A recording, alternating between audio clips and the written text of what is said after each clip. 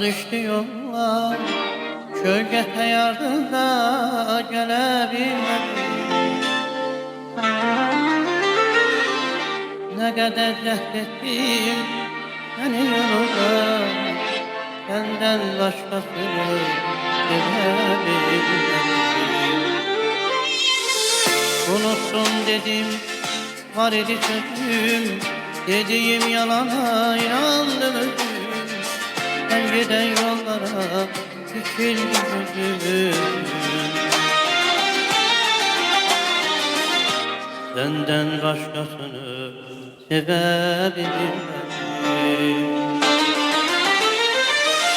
Gönlümü yasım gelip gidene, kalbimi verdim kadir bilene.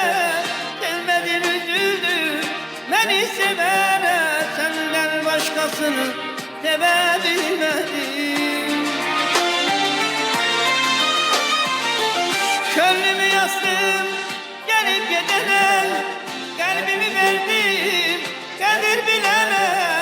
Sevmedim üzüldüm beni sevene, senden başkasını sevebilmedim. Senden başkasını sevebilmedim.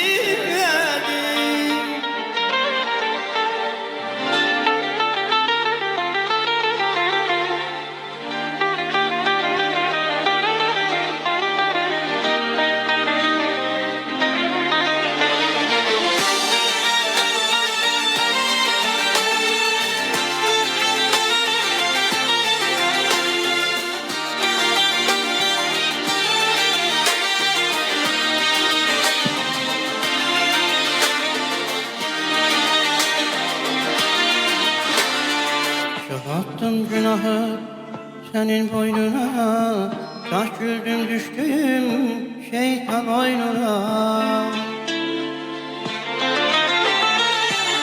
Kılındım kestim yollar boynuna, senden başkasını sevebilmedim.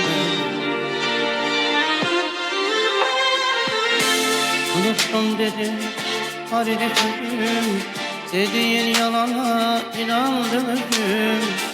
Ben giden yollara dikildi gözüm. Senden başkasını sevebilmedim.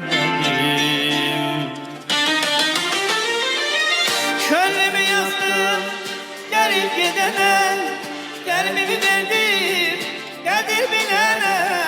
Sevmedim üzüldüm beni sevene, senden başkasını sevebilmedim.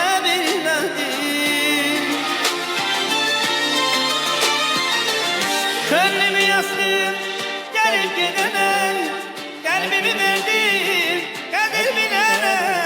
Sevmedim üzüldüm beni sevene, senden başkasını sevebilmedim.